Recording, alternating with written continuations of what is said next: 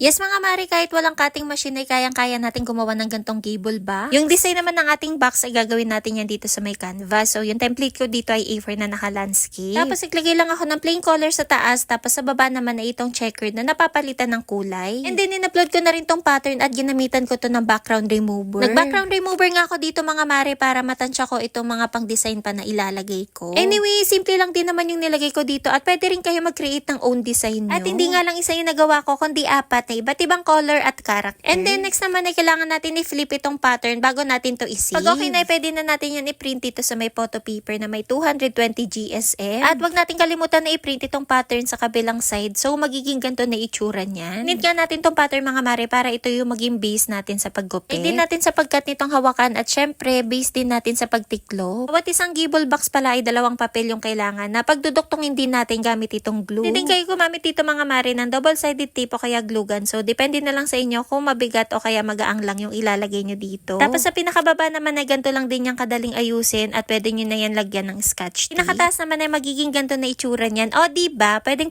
na natin lagyan ng pang giveaways o kaya pang negosyo. At sana po nakatulong tong video ko sa inyo.